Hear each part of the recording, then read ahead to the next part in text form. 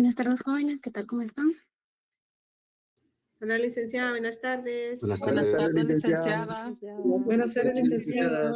Buenas Buenas tardes. Buenas tardes. Gracias. Estábamos dando unos minutos a que se conectaran todos, entonces en lo que se terminan de conectar todos, pues primero que nada quiero disculparme con ustedes por no haber dado la clase el día de ayer, pero ahí sí que por cuestiones familiares tuvimos una pérdida de un ser querido, entonces pues no pude estar con ustedes el día de ayer, pero ya estamos acá nuevamente y pues vamos a dar inicio con la clase del día de hoy.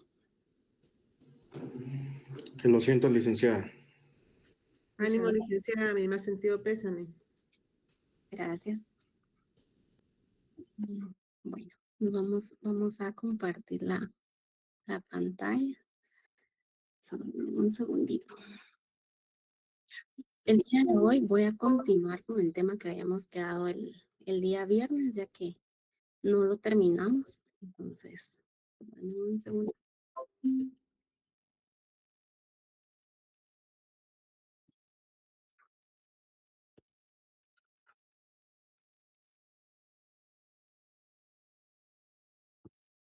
A ver.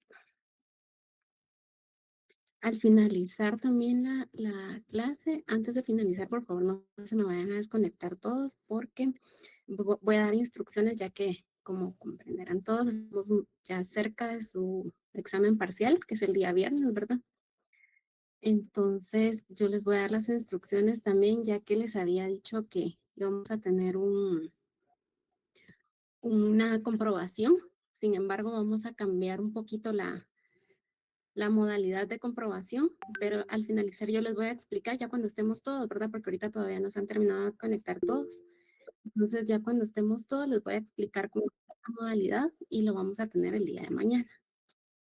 Dígame, Dania. Licenciada, buena tarde. Una pregunta. ¿Usted compartirá estas diapositivas que tiene ahorita? Sí, no tengan pena, yo las voy a compartir. De hecho, el día viernes no les compartí ya que no habíamos finalizado el tema. Entonces, hoy que finalicemos este tema, yo les comparto lo que dimos la clase el día viernes y la del día de hoy. De acuerdo, muchas gracias, Lita. No, de nada. Héctor, ¿en caso mal? Hola, muy buenas tardes, licenciada. Solo para comentarle, o mejor dicho, quería comentarle de una situación que tuve. Entonces, quería saber si al final podía yo hablar con usted, así, bueno, entre nos. Sí, está bien, no tenga pena. Entonces, al finalizar la clase, se queda conectada y platicamos. Gracias, licenciada. Ok, Shirley.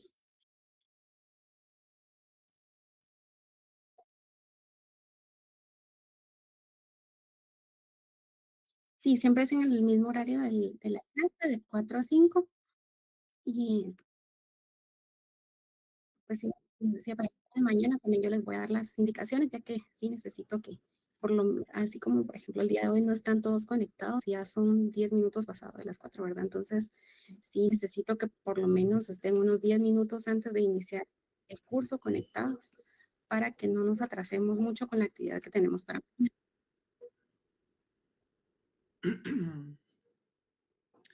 Buenas tardes, licenciada. Buenas tardes, Edwin, dígame.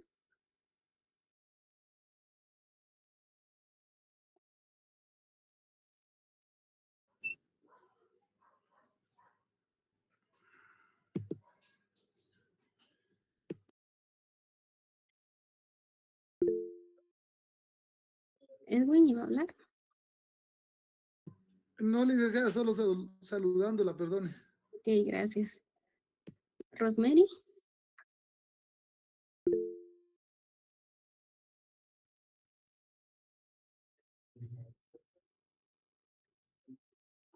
¿Qué tal, licenciada? Buenas tardes. Mire, con una consulta. Fíjese que me acabo de conectar porque se me había ido el internet, pero estaba escuchando que estaba hablando del examen. No sé si escuché mal que el examen sería el día de mañana, ¿no? No, mañana vamos a tener una actividad de zona, que es la que yo les había dicho que iba a ser una comprobación. Sin embargo, vamos a cambiar un poquito la dinámica, pero al finalizar el curso yo les voy a explicar cómo es la dinámica. Ah, ok, enterada, licenciada, gracias.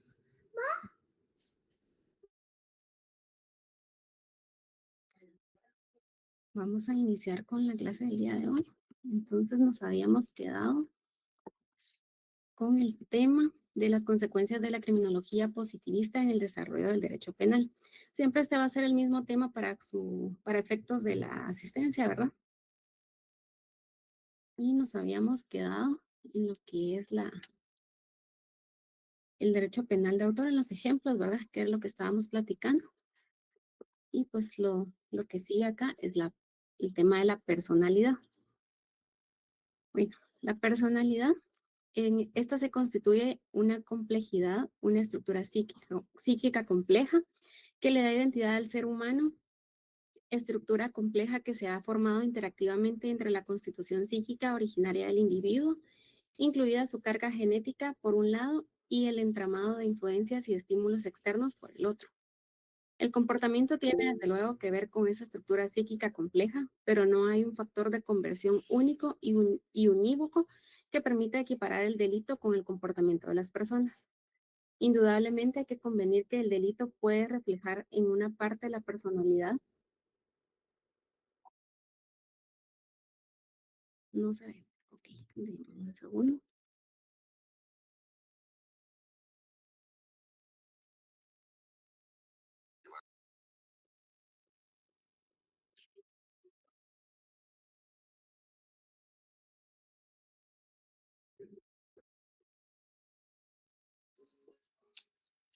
No permitas que tu hijo ande en moto. Se trata de quitarle libertad.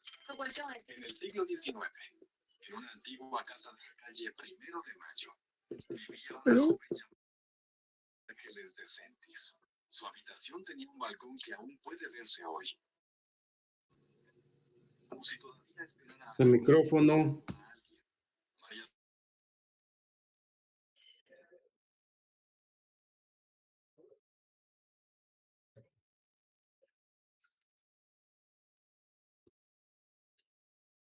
¿Me confirman si la ven ahí? No, No, licenciada, no se ve. Y vamos a ver qué está pasando acá.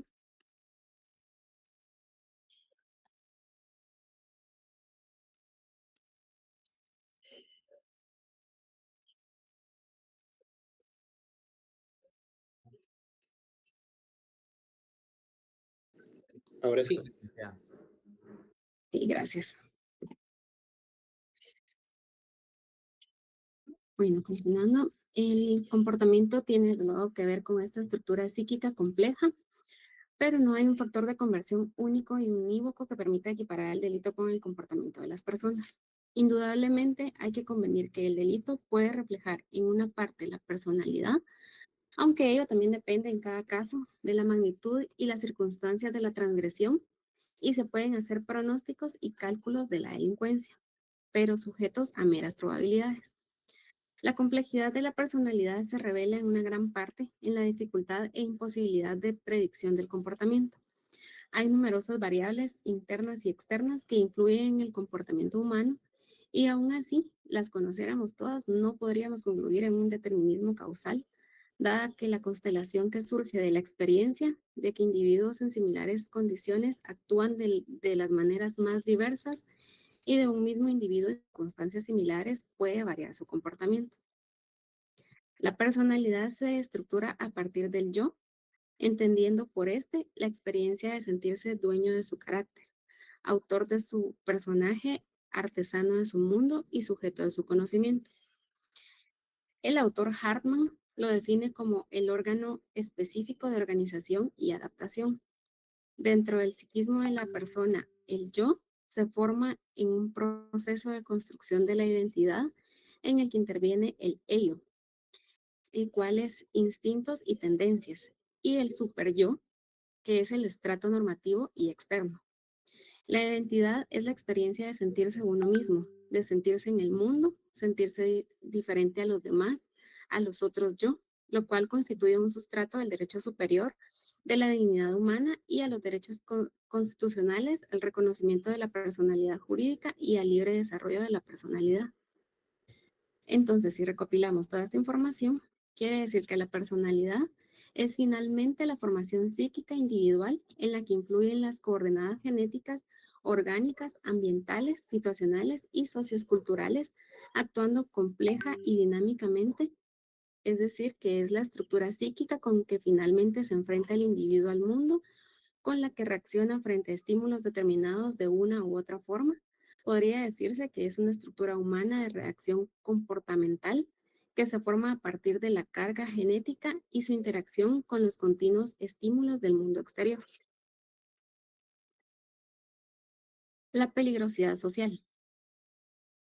Según el autor Chargoy de 1999, la peligrosidad es la capacidad para cometer conductas antisociales. No obstante, esta definición es excesivamente general y puede asociarse más bien con lo que habitualmente se denomina como peligrosidad social, puesto que no hace referencia específicamente a la comisión de hechos delictivos.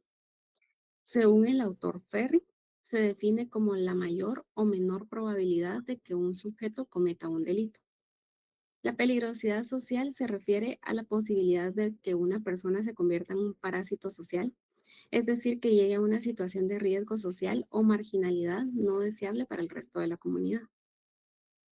Acá les coloqué en la pantalla algunos de los aspectos más importantes de la peligrosidad social, que es la capacidad, probabilidad de cometer delitos, ¿verdad? Esta cambia según la época y el contexto, y el origen enlombroso, que es el perfil biológico del delincuente nato.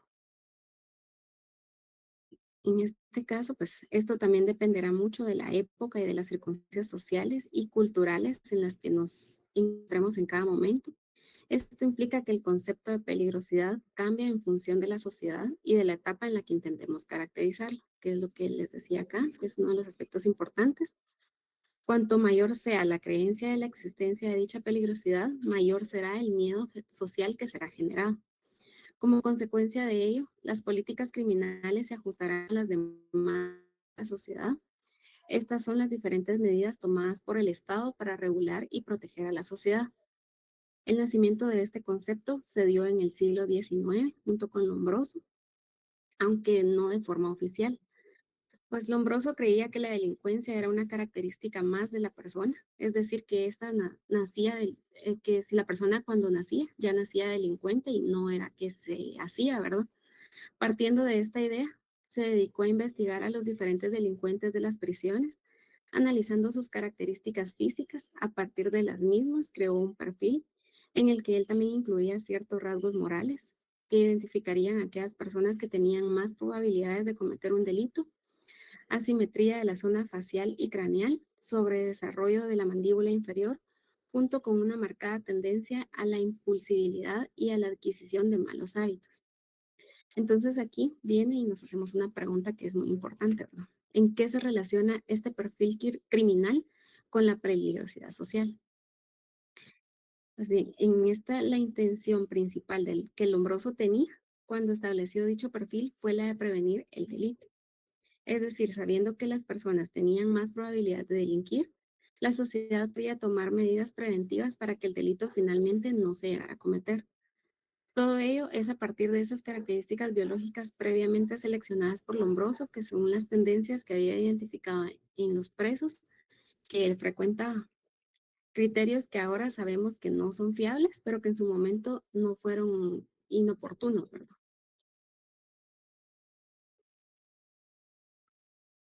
Tratamientos y medidas de seguridad.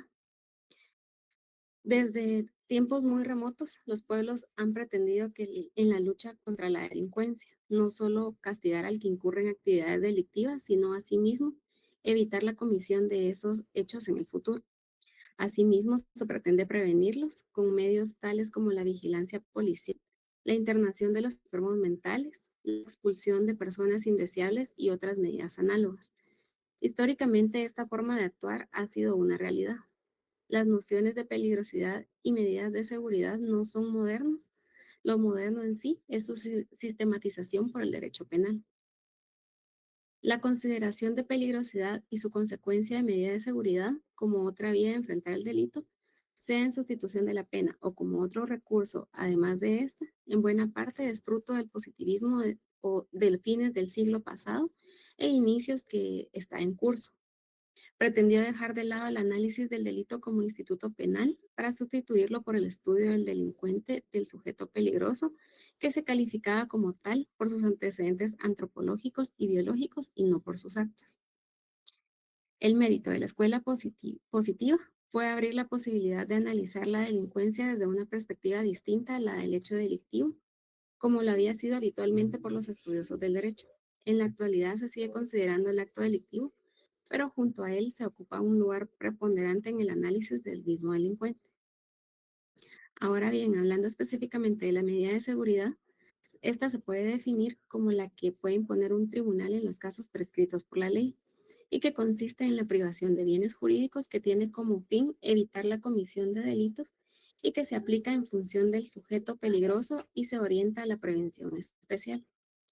Tradicionalmente, la labor del derecho penal era la represión de conductas típicas. Las medidas de seguridad carecen de objetivos retributivos. Su función es prevenir a futuro comportamientos antijurídicos y no se vinculan con la culpabilidad ni con la gravedad de un hecho ya realizado, sino con la peligrosidad de una persona. No miran el pasado, sino el porvenir de un sujeto temible por la posibilidad de que éste realice hechos censurados por el ordenamiento jurídico penal.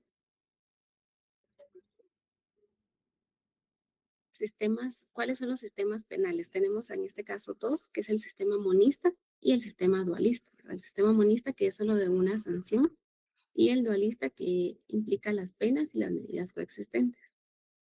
El sistema monista se manifiesta partidario de la unidad de una sanción, no distingue entre penas y medidas de seguridad. El positivismo, este fue uno de los más leales adherentes, pues aspiraba a la sustitución del sistema de penas por uno de medidas de seguridad dirigidas a resocializar al delincuente, a quien calificaba como un sujeto anormal y desaptado, o a decir que él no era posible en sí reeducarlo. Y el dualista, que se podría decir que es un duplo binario o bien un sistema doble vía, que es el que por ahora cuenta con más adherentes, con el que se acepta la coexistencia de la pena y de la medida de seguridad en el sistema penal como dos recursos necesarios y distintos para enfrentar el delito. La pena es la retribución por el hecho típico y se regula por la culpabilidad. La medida de seguridad es la respuesta a la peligrosidad de un sujeto y se regula por la probabilidad de que cometa un delito. La noción de culpabilidad no recoge o comprende la de peligrosidad. Las críticas que se han hecho en realidad a este sistema binario o dualista incidirán en que permitir que se imponga a un condenado un doble castigo, una pena y una medida de seguridad, en la praxis esto se traduce en que la duración de la sanción sobrepasaría los límites de culpabilidad. Para evitarlo se plantea en este caso que no se cumplan sucesivamente ambas sanciones, como por ejemplo cumplir una pena de presidio primeramente y a continuación quedar sometidos a la vigilancia de la autoridad. Para alternativas como estas, se propone que se cumplan en conjunto ambas sanciones. Si es posible, o en este caso contrario, es verdad que se cumplan previamente la medida de seguridad y se impute en este tiempo la pena. Si ésta excediera de qué, debería prescindirse del saldo recurriendo a mecanismos alternativos. A esto se refiere en sí cuando habla de un sistema dualista. Medidas predictuales y posdelictuales. Perdón que lo lleve así un poquito corriendo, ¿verdad? Pero por lo mismo que quiero finalizar este tema, entonces vamos un poquito rápido. Pero si tienen alguna duda, por favor me avisan. Y con mucho gusto paramos un momento y ya resuelvo su duda. Medidas predictuales y posdelictuales. Se diferencian estas dos clases de medidas según exijan o no para imponerlas, que previamente el sujeto considerado peligroso, presupuesto de ambas, haya o no incurrido en la comisión de un delito. Corresponde aplicar pena o medida de seguridad, una u otra separadamente y no en conjunto, porque ambas tienen el carácter y producen los efectos de una sanción. En todo caso, debe preferirse la imposición de una pena antes que de una medida, por cuanto su naturaleza y duración están establecidas en la ley y determinadas por una sentencia y se impone por un hecho realizado y no solo por el juicio de valor que merece una persona, como sucede con la medida. La medida de prevención o seguridad tiene siempre el objetivo de asegurar a la colectividad frente a la eventual comisión de hechos delictivos, pero en lo inmediato pretende dos fines específicos. Uno es garantizar en concreto que un individuo no cometerá nuevos delitos y el otro es el de reeducar a ese sujeto para su reinserción social.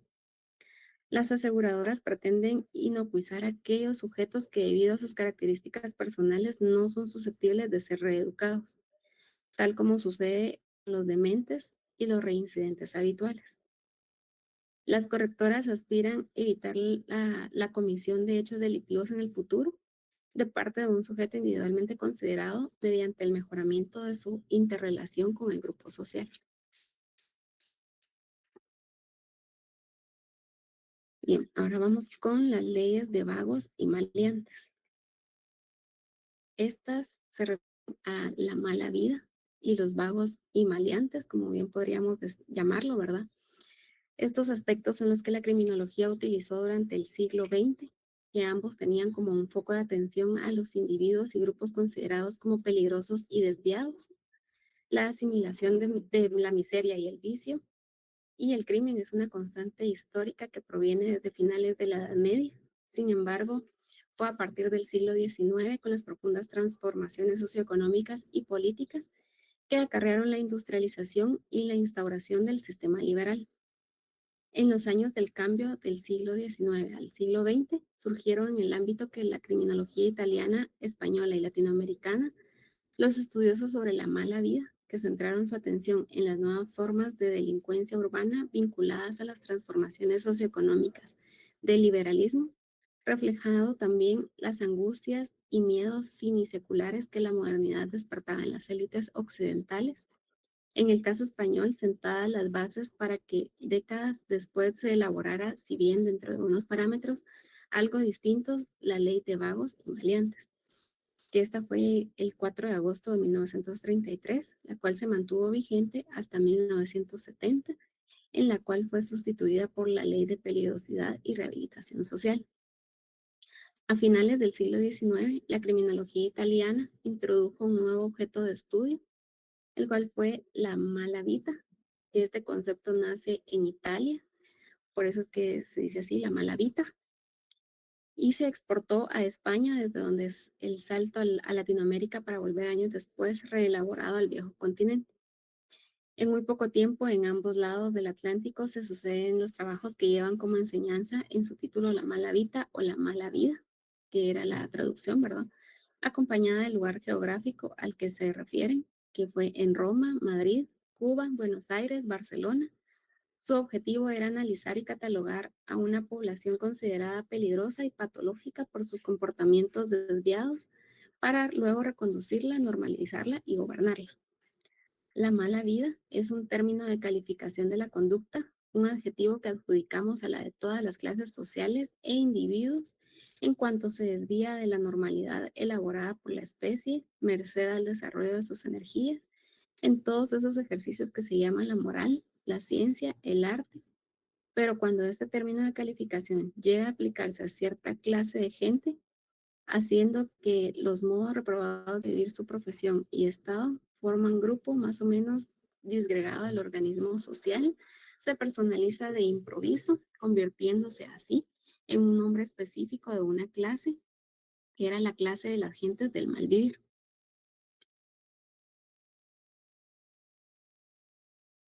La defensa social. Esta es la verdadera noción de la defensa, la verdadera noción de la defensa social apareció en sí con el positivismo, o más exactamente no fue posible concebir y ordenar una teoría de la defensa social sino después de la revuelta positivista. La defensa social es la función directa y preeminente de la justicia penal.